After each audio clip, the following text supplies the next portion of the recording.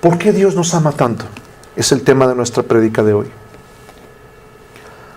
La Biblia dice en el versículo más conocido de la Biblia. ¿Alguien sabe cuál es el versículo más conocido de la Biblia? Juan 3:16. Porque de tal manera amó Dios al mundo que ha decidido darnos a su único Hijo, para que todo aquel que en Él cree no se pierda, mas tenga vida eterna. No existe una mayor expresión de amor que esta.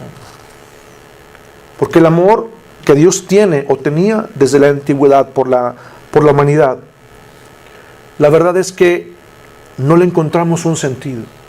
No hay una razón. Hoy te lo vamos a revisar para que usted se dé cuenta. Como decíamos hace un momento, la Biblia dice en Génesis 1, 26 y 27 que Dios creó al hombre conforme a su imagen y a su semejanza. Y cuando el hombre fue creado, Dios puso en él aliento de vida, pero Dios creó al hombre, a Adán y a Eva, por una razón. Muchas razones, evidentemente, pero había una principal. Y esa razón era tener una familia, era tener convivencia, era tener una relación profunda de padre e hijo con nosotros. La Biblia dice en Génesis que Dios descendía a platicar con Adán y con Eva. Llegaba y iban caminando al Starbucks, compraban su café, se sentaban en las mesitas de afuera y empezaban a platicar. Y había una relación profunda entre ellos. Esta relación profunda producía en Adán y en Eva algo importante. Producía en ellos un estilo de vida.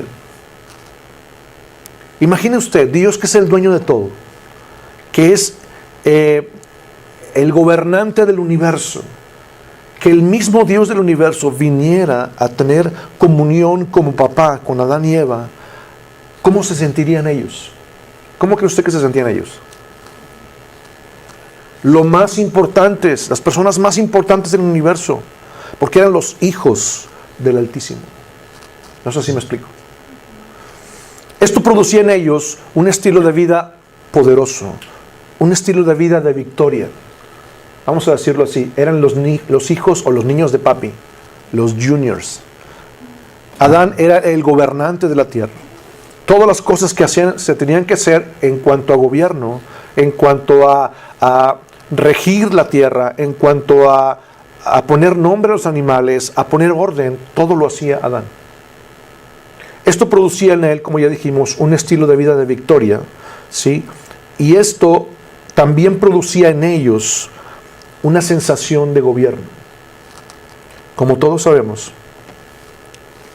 llegó un momento en el que Adán y Eva fueron engañados por la serpiente.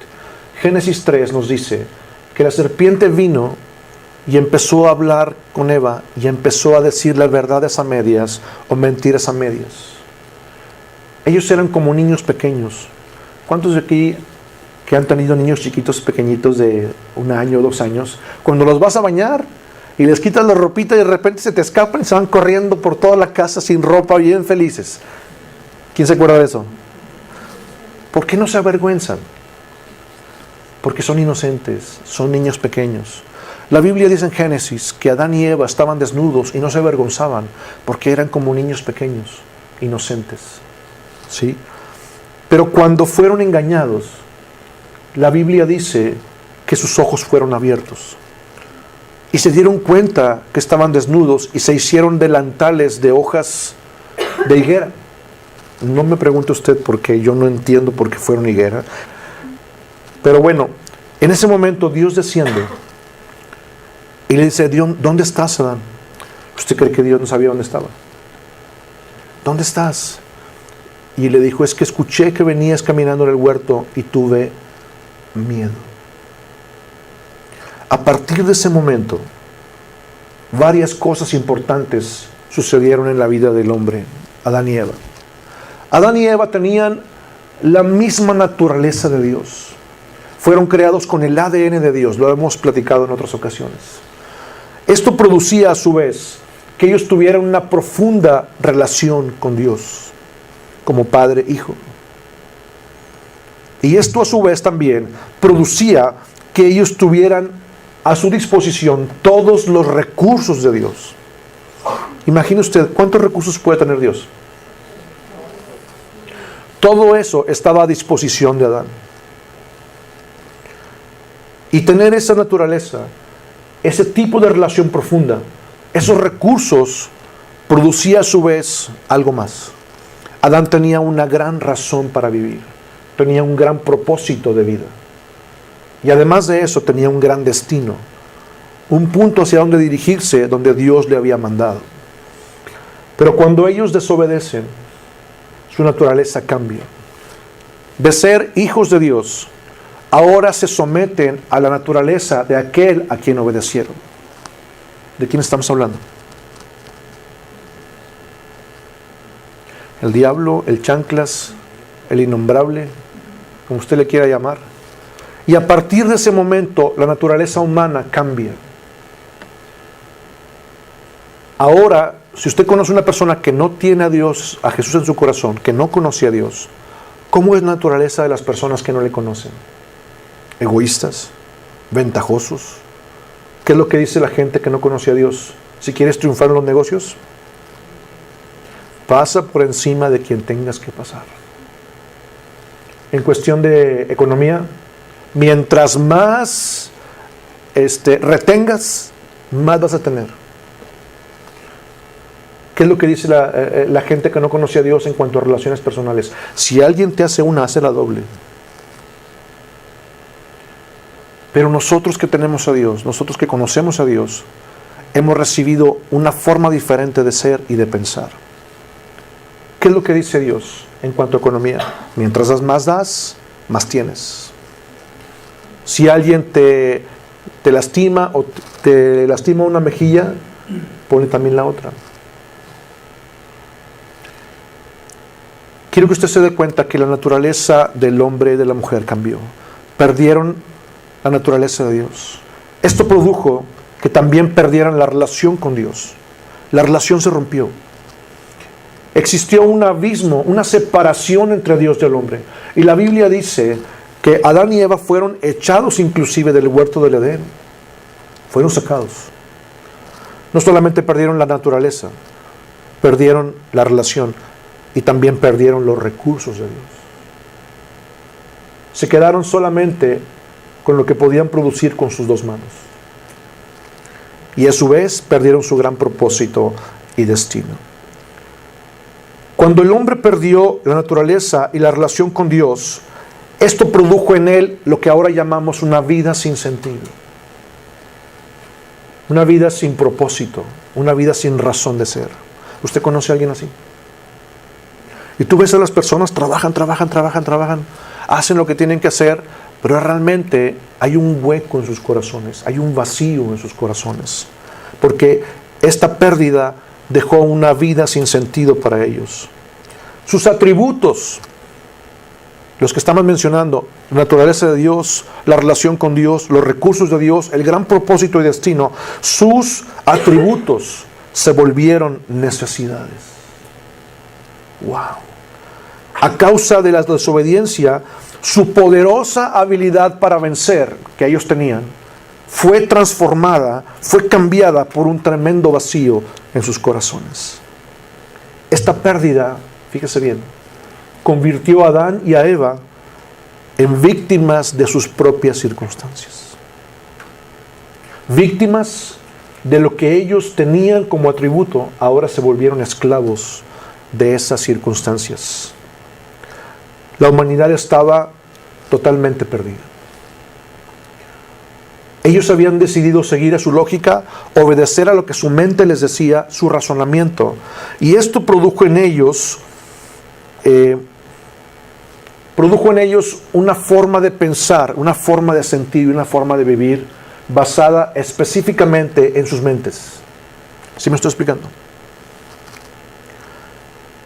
En ese momento, aún y cuando el hombre y la mujer fueron los que decidieron desobedecer, aún en ese momento Dios les promete rescatarlos de esa situación. La Biblia dice en Génesis 3:15, Génesis 3:15 dice: y pondré enemistad entre ti y la mujer, y entre la simiente de ella y la simiente de la mujer.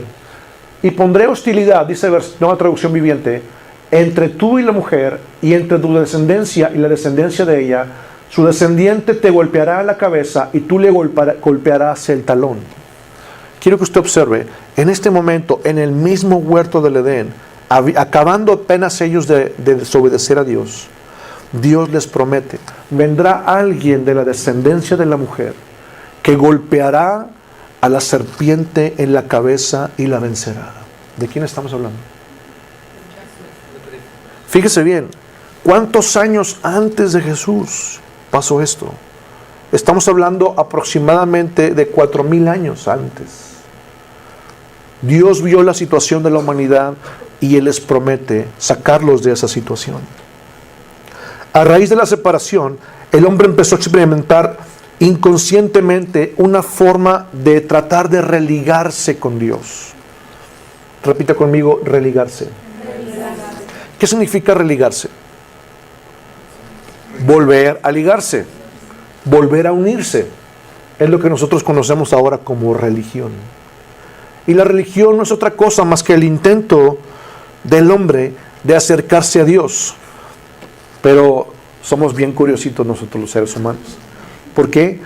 Porque en realidad en nuestro espíritu nosotros traemos una necesidad de llenar ese hueco, ese vacío que está dentro de nosotros. Por esa razón estamos buscando una deidad superior. Y lo podemos comprobar muy fácilmente. Por ejemplo, los mayas tenían sus dioses. Los egipcios tenían sus dioses. Los romanos, los griegos, los esquimales, los indios americanos tenían sus tótems. ¿Quién les dijo que tenían que hacer eso? En todas las edades, en todos los tiempos, encontramos en todas las culturas que el ser humano siempre tiene una deidad a quien buscar y a quien adorar. ¿Por qué? Porque el hombre sabe dentro de su ser, en su espíritu, que existe una deidad superior a quien religarse.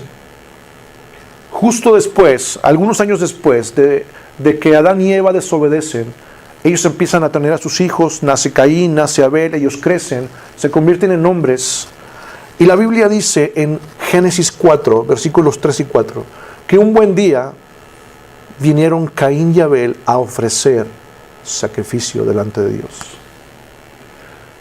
Dice la Biblia, y aconteció, andando el tiempo, que Caín trajo del fruto de la tierra una ofrenda a Jehová, y Abel trajo también de los primogénitos de sus ovejas, de lo más gordo de ellas, y miró Jehová con agrado a Abel y a su ofrenda. Una pregunta, ¿quién les dijo que tenían que hacer esto? A lo mejor fue su papá, Adán. Mijito, a ver, agarra el borreguito más bonito, y tú, mijo, agárrate todo lo que tengas más bonito de tus verduras, de tus legumbres, de todo lo que cosechas, y ven a presentarlo a Dios. ¿Por qué? Porque ellos saben, el hombre sabe, que hay una necesidad en su corazón de estar en paz con Dios, aún que querramos seguir viviendo como nosotros queremos. El ser humano siente esa necesidad de religarse con Dios, pero aún así quiere seguir viviendo a su forma. Quiere seguir viviendo de la forma que más le parece. ¿Por qué Caín y Abel querían ofrecer ese sacrificio? Porque ellos buscaban estar en paz con Dios. Por su gran misericordia y amor, por su paciencia, Dios permite que el ser humano pueda acercarse a Él de una forma temporal. En el tiempo de Moisés, Dios permitió que el hombre trajera sacrificios de animales. Traían borreguitos, traían chivitos, traían becerritos y eran ofrecidos. Y la Biblia dice que el pecado era cubierto. Repite conmigo, cubierto. Esto es muy diferente a ser perdonado. Temporalmente, el pecado era cubierto. Y el ser humano podía acercarse a Dios por un pequeño ratito. La Biblia dice en Éxodo 20, vamos a verlo. Éxodo 20, 24, es un pasaje interesante. Quiero que usted vea esos pasajes para que usted se dé cuenta qué es lo que la Biblia dice. Altar de tierra harás para mí y sacrificarás sobre él tus holocaustos y tus ofrendas de paz, tus ovejas y tus vacas, en todo lugar donde yo hiciere que esté la memoria de mi nombre, vendré a ti y te bendeciré. ¿Quién estuvo aquí la semana pasada? ¿Se acuerda de qué hablamos? Existen dos palabras aún en la actualidad en hebreo para la palabra habitar. Una de ellas se refiere a un lugar temporal. Decía, la traducción de la palabra es escondrijo. Voy a mi escondrijo.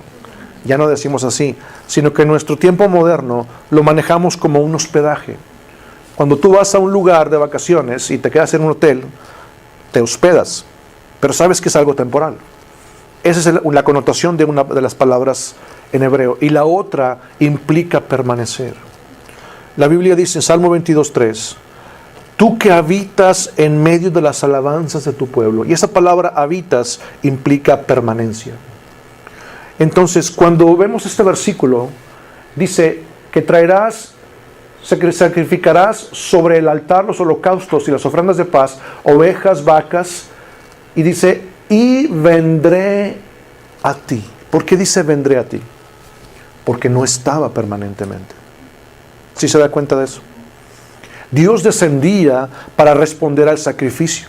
Pero después de que el hombre hacía este sacrificio y se acercaba temporalmente a Dios, la separación volvía a hacerse notoria. ¿Sí le queda claro? Esto no solucionaba el problema de fondo. Dios le daba al hombre y a la mujer la oportunidad de acercarse de forma temporal, pero no solucionaba el problema. El problema de fondo era que el hombre y Dios seguían separados. ¿Sí le queda claro eso? La separación seguía vigente. Y la Biblia lo dice, Romanos 3:23. Por cuanto todos pecaron y están destituidos de la gloria de Dios. ¿Qué significa la palabra destituidos? Fuera de, gracias. Totalmente sin derecho. Hay otro pasaje muy fuerte que es Romanos 6:23. Porque la paga del pecado es... Fíjese bien lo que la Biblia dice. ¿Qué es lo que el hombre merecía? ¿Qué es lo que usted y yo merecíamos según la ley? Muerte. Pero el regalo de Dios a través de Jesús fue darnos vida y vida eterna. Pero realmente el problema de fondo seguía vigente. El problema de fondo seguía siendo que el hombre estaba separado de Dios. ¿Qué podíamos hacer? No había nada que el hombre pudiera hacer. Nosotros necesitábamos a alguien que nos ayudara. El ser humano necesitaba ayuda. Pero la ayuda no podía ser de cualquier persona. Si alguien que fuera también humano venía a tratar de ayudar a la humanidad, ¿qué iba a pasar? No iba a pasar nada. ¿Por qué? Porque la Biblia dice, por cuanto todos pecaron, todos están destituidos de la gloria de Dios. No podía ser ningún ser humano porque todos habíamos pecado. La Biblia dice, no hay justo ni aun uno.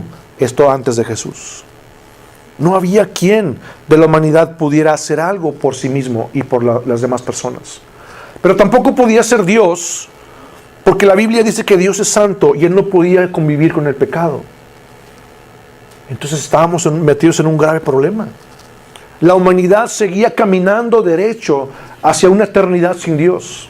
Imagine usted que todos íbamos agarraditos de la mano, caminando directamente hacia un precipicio sin salida. Y no había forma de poder cambiar eso. ¿Por qué? Porque el problema de fondo es que seguíamos separados de Dios. Necesitábamos a alguien que pudiera ser parte de Dios para que tuviera el poder de hacer las cosas, de cambiar las cosas.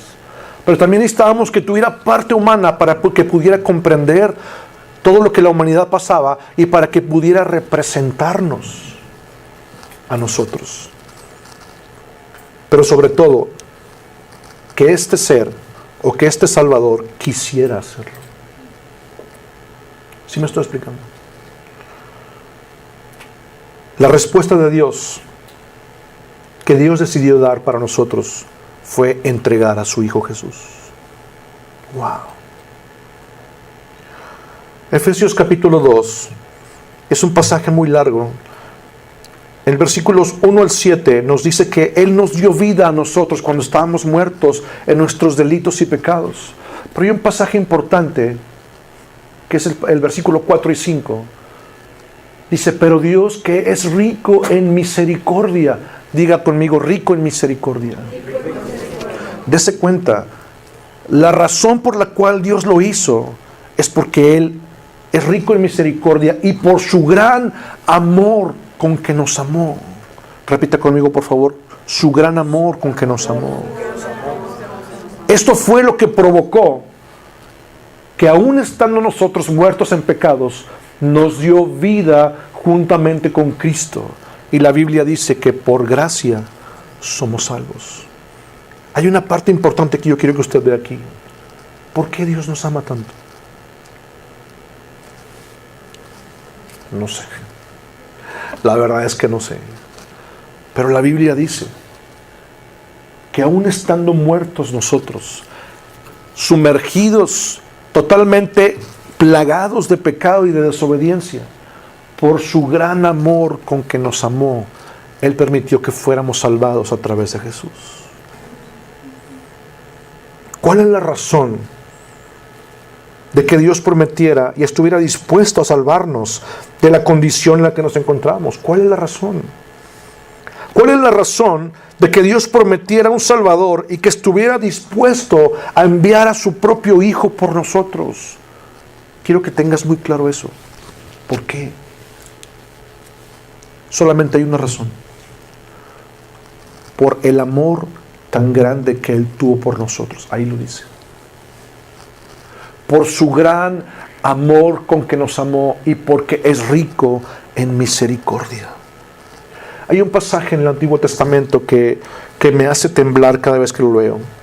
Cuando realmente consideras y tú te pones en los zapatos de hijo y pones a Dios o ves a Dios en el papel de papá, tú vas a poder entender esto.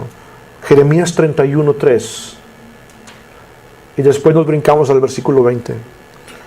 Jeremías 31:3 y versículo 20 dice: Jehová se manifestó a mí hace ya mucho tiempo diciendo, con amor eterno te he amado, por lo tanto te prolongué mi misericordia. Después versículo 20. Observe por favor. No es Efraín hijo precioso para mí. Cuando se menciona Efraín, cuando se menciona Israel, cuando se menciona Judá, cuando se menciona Sión, está hablando de usted. No es Efraín hijo precioso para mí. No es niño en quien me deleito, pues desde que hablé de él me he acordado de él constantemente. Por eso mis entrañas se conmovieron por él. Ciertamente tendré de él misericordia, dice Jehová. ¿Quiénes de acá somos padres? Podrá haber un momento en el que su niño pequeño le pide algo y usted le diga que no. Imagine usted a su niño chiquito de 5 años. Papá, cómprame un Xbox. Quiero una Xbox, quiero una Xbox, quiero una Xbox. No, mijito, después. Papá, cómprame una Xbox. No. Papá, cómprame una Xbox. Y no, y no. Y llega un momento en que le dice el niño, eres malo. Eres malo. Y cuando usted ve esto, como dice el versículo, al menos a los que somos padres, nos pasa esto, las entrañas se te conmueven. Y hay un pasaje importante que yo quisiera que viéramos ahora, que es Sofonías 3, 16 y 17. Esto que estamos hablando realmente representa lo que sucede con nosotros como padres cuando nuestros niños no entienden, no alcanzan a dimensionar esto. Dice el versículo, en aquel tiempo se dirá a Jerusalén, no temas, Sión, no se debiliten tus manos. Jehová está en medio de ti, poderoso. Él salvará, se gozará sobre ti con alegría y callará de amor. Se regocijará sobre ti con cánticos. Cuando tu niño te dice, eres malo, tú no me amas, no me quieres. Usted no le dice, ay muchacho, si supieras todo lo que hago por ti. Usted no dice eso. Solamente lo ve y sonríe Dice, ay, mi vida. Y no le dices nada. Eso es callar de amor. ¿Y cuántas veces Dios ha callado de amor por ti? Cuando nos hemos equivocado, cuando hemos sido desobedientes, cuando hemos seguido nuestra carnalidad, cuando no hemos obedecido su palabra, cuando hemos hecho las cosas en base a nuestra lógica, Dios calla de amor por ti. ¿Por qué? Solamente hay una razón: por su gran amor con que nos amó. Hay algo que le quiero adelantar de una próxima prédica que tengo preparada. Los judíos conocían este tipo de amor de Dios. Y si usted busca en el hebreo antiguo, usted va a encontrar una palabra que describe esto. Y esa palabra es Gesed. Y la palabra Gesed, si la pudiéramos traducir al castellano, al español, de una forma muy limitada, podríamos decir: Gesed, o el tipo de amor que Dios tiene, es un amor tiernamente leal o inagotablemente fiel. Wow, esto es algo muy interesante. No le adelanto más. Sé que esto le va a gustar mucho. Este tipo de amor fue el que movió el corazón de Dios. Fue el que movió el corazón de Jesús como hijo, de decir: Padre, yo estoy dispuesto a ir a morir por ellos. Yo decido poner mi vida. Jesús decía: nadie me quita mi vida, sino que el Padre me ha dado a mí el poder y la autoridad para poder ponerla de mi propia voluntad. Nadie me la quita, yo la ofrezco voluntariamente. ¡Wow! Le quiero invitar a que vaya conmigo a Deuteronomio 7. Deuteronomio 7, versículos 6 al 15. Acá en la pantalla tenemos solamente versículos 7 y 8. Deuteronomio 7, versículos 6 al 15. La Biblia dice: pues tú eres un pueblo santo porque perteneces al Señor. Estamos en Nueva Traducción Viviente. De todos los pueblos de la tierra, el Señor tu Dios te eligió a ti para que seas su tesoro especial. El Señor no te dio su amor, ni te eligió porque eras una nación más numerosa que las otras naciones, pues tú eras la más pequeña de todas. Más bien, fue sencillamente porque el Señor te ama. Y estaba cumpliendo el juramento que les había hecho a sus antepasados.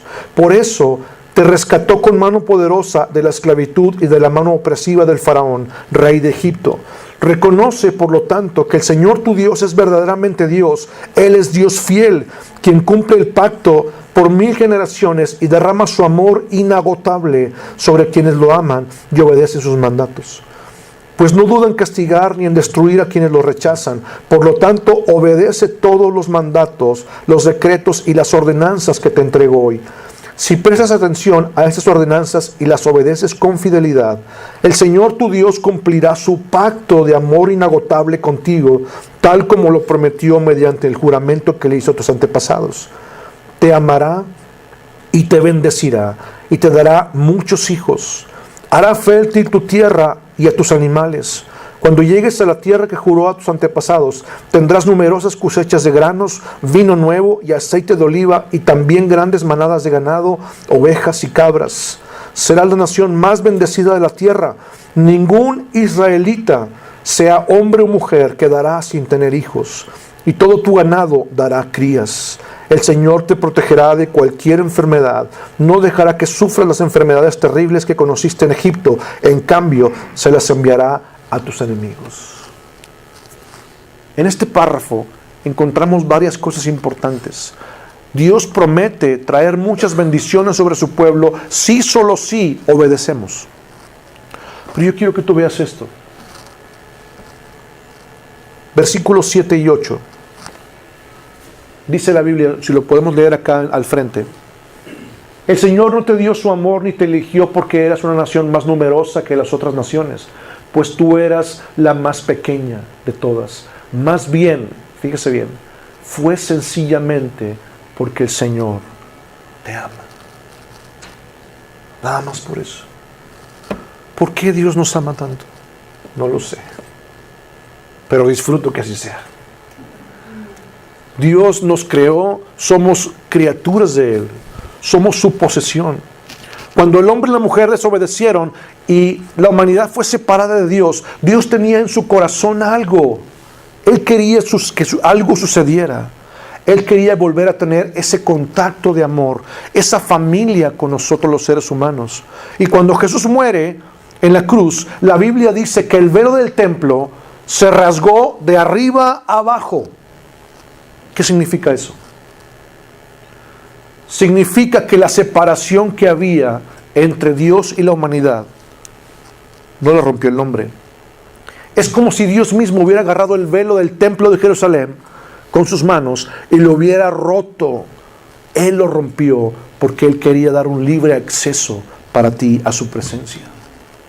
La Biblia dice, Hebreos capítulo 4, acercémonos pues confiadamente al trono de la gracia.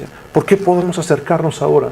Porque también la Biblia dice que Jesús, a través de su sacrificio, nos abrió un camino nuevo que no existía, un camino que no había, un camino nuevo y vivo, y ahora podemos estar delante de su presencia. Ahora que Dios nos ha salvado y ahora que está en nuestros corazones nuestro Salvador Jesús, somos parte de su familia. ¿Sí sabía esto? La Biblia dice en Gálatas capítulo 4, versículo 4 al 7, que ahora ya no somos esclavos. Vamos a verlo, por favor. Fíjese bien. Estamos en Nueva Traducción Viviente. Sin embargo, cuando se cumplió el tiempo establecido, Dios envió a su Hijo, nacido de una mujer y sujeto a la ley. Dios lo envió para que comprara la libertad de los que éramos esclavos de la ley, a fin de poder adoptarnos como sus propios hijos. Y debido a que somos sus hijos, Dios envió al Espíritu de su Hijo a nuestro corazón, el cual nos impulsa a exclamar, Abba Padre. Ahora ya no eres esclavo, sino un hijo de Dios. Y como eres su hijo, Dios te ha hecho su heredero. ¡Wow! Yo no veo a nadie brincando, ni gritando, diciendo, hurra, yupi, viva.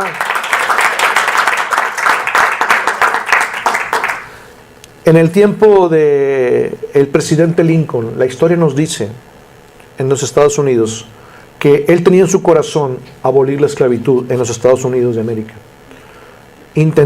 Presentó varias iniciativas, y cuando ya el Congreso de los Estados Unidos aceptó esa iniciativa de ley para poder promulgarla como una ley en tiempo del presidente Lincoln, cuando esta ley sale a la luz y la esclavitud queda abolida, cancelada, los esclavos que vivían en aquel tiempo, los que eran propiedad de señores feudales, de terratenientes, hacendados, ¿qué podían hacer ellos? Es una pregunta. ¿Qué podían hacer los hacendados para cancelar esa ley? Voy a repetir. La ley de abolición de la esclavitud fue promulgada por el presidente Lincoln. ¿Qué podían hacer los hacendados, dueños de esclavos, para cancelar esa ley? No podían hacer nada para cancelarla. No podían hacer nada contra la ley. Lo que sí podían hacer era tratar de que no se dieran cuenta. Evitar que ellos, los esclavos, se enteraran que legalmente eran libres. Y lo que hacían es que ponían hombres armados en toda la propiedad alrededor. Y no dejaban que nadie de fuera entrara para traer las buenas nuevas de libertad. Porque sabían que si los esclavos se enteraban que legalmente podían ser libres, iba a haber una revolución. Se iban a tratar de escapar o iban a tratar de rebelarse. De la misma manera, las buenas nuevas de salvación, de que ya no tienes que ser esclavo, como dice el versículo. Ya no eres esclavo. A través del sacrificio de Jesús, Él te ha reconciliado con Dios. Y Él ha puesto su vida para que tú puedas volver a tener contacto con Dios. Esto ha producido algo. Tú puedes ser adoptado por Dios. Puedes volver a ser su hijo. ¿Por qué dices volver? En una ocasión que estábamos en una reunión de casa, una señora nos dijo, ¿cómo que somos adoptados? Pues no somos legítimos. ¿sí? Porque hay personas que estaban en ese día ahí. Y nosotros le dijimos amablemente, es que la Biblia dice que somos adoptados. ¿Cómo que adoptados? Yo no soy adoptado, yo soy legítima.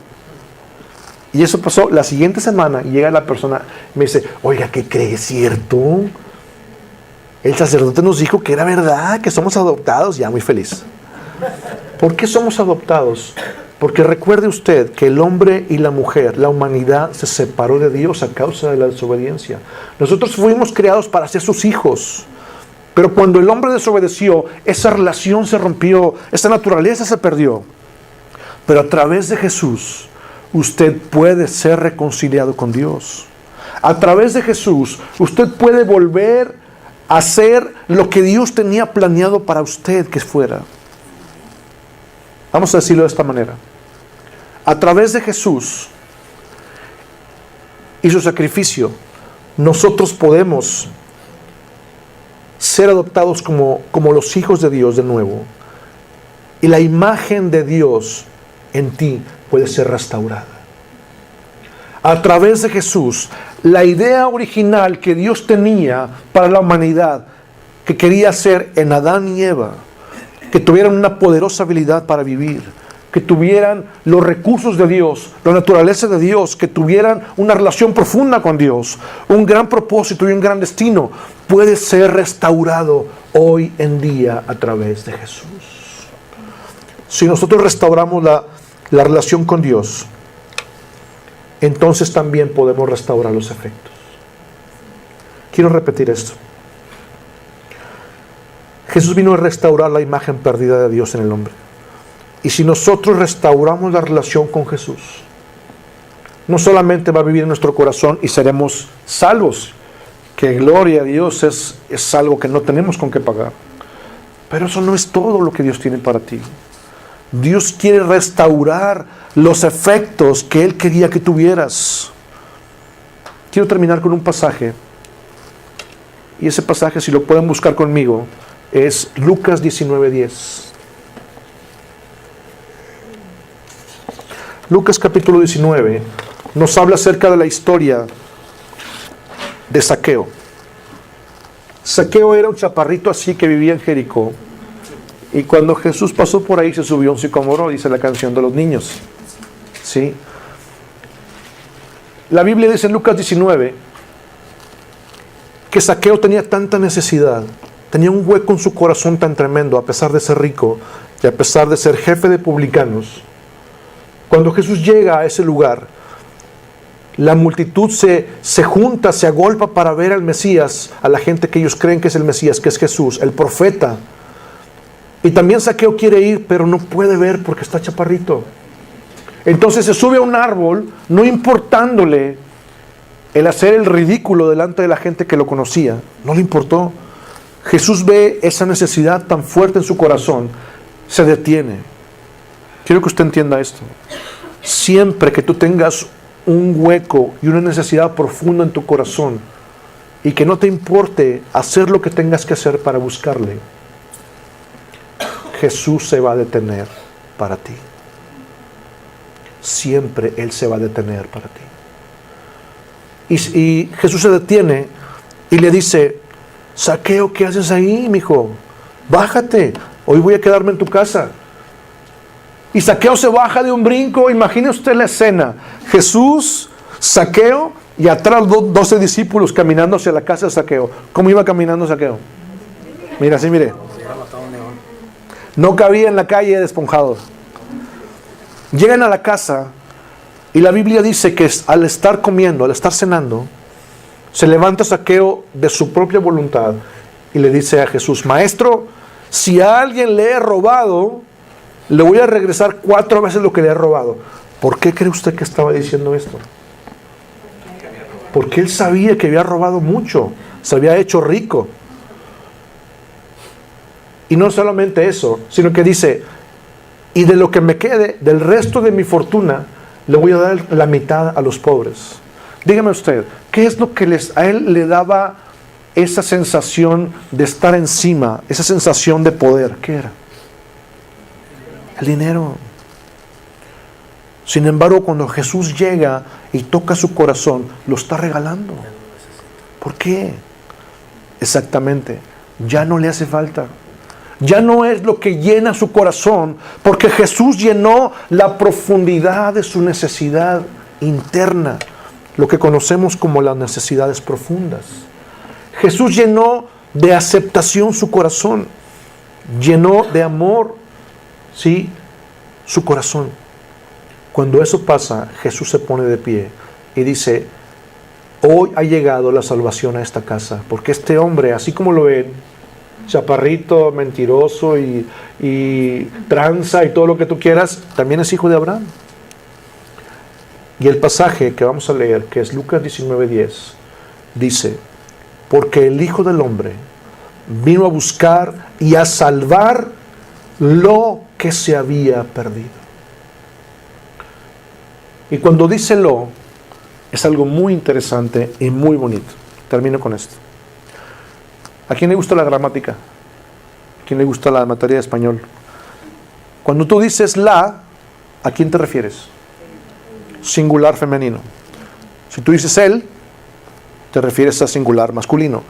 Las, plural femenino. Los, plural masculino. Pero si tú dices lo, es un artículo que se le llama indeterminado. No se refiere a nada en específico, pero a la misma vez se refiere a todo. Y el versículo dice: el Hijo del Hombre vino a buscar y a salvar no solamente tu corazón, no solamente quería salvarte, no solamente quería darte vida por su gran amor con lo que te amó, sino que además Él quería restaurar en tu vida todas las demás cosas que eran su plan originalmente que tenía para Adán y Eva. Todas las cosas que Él quería darte: una vida con paz, una economía correcta, una relación familiar correcta, un buen matrimonio, una buena familia, un buen negocio, que las cosas te funcionaran, te salieran. Eso es lo que Dios quería restaurar en la vida de Adán. Y es lo mismo que Dios quiere restaurar en nuestra vida. Termino con la pregunta que inicié. ¿Por qué Dios nos ama tanto? Él nos ama tanto porque la Biblia dice que Él no puede negarse a sí mismo. Él es amor y Él es Gesed. Su amor es un amor tiernamente leal o inagotablemente fiel. Él nunca va a cambiar. Y si Él te dice te amo, siempre, siempre te va a amar por la eternidad. Nos ponemos de pie.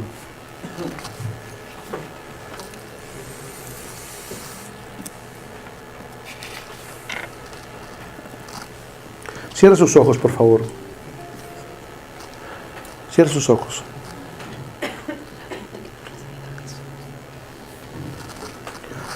Si tú estás aquí y es la primera vez que vienes a un lugar como este, si nunca has escuchado hablar de Jesús, queremos orar por ti. Si tú dices: yo no he conocido a Dios y nunca le he invitado a mi corazón, este es un momento importante. Si este es tu caso, nos gustaría orar por ti. Si puedes levantar tu mano, queremos orar por ti. Muy bien. Espíritu Santo, te damos gracias porque no tenemos con qué pagar este tipo de amor. ¿Por qué Dios nos ama tanto? ¿Por qué tú nos amas tanto? Señor, tu palabra dice que fue a causa de ese gran amor con el que nos amaste, que hacías tantas cosas, Señor. Diste a tu propio Hijo para darnos vida. Gracias, papá. Gracias, Señor, porque no tenemos con qué pagar esta clase de amor. Gracias, Señor, porque tu palabra dice que nos has incluido en tu familia. Nos adoptaste como tus hijos. Y no solamente eso, nos sacaste de la esclavitud donde nunca más estaremos esclavos como antes, sino que además ahora somos tus hijos y también nos hemos convertido en tus herederos. Gracias, papá. Gracias, Señor. Gracias, Señor, en el nombre de Jesús. Gracias por tu presencia y gracias por ese amor inagotable. Gracias por ese amor inagotable que tú nos das. En el nombre de Jesús. Gracias, papá.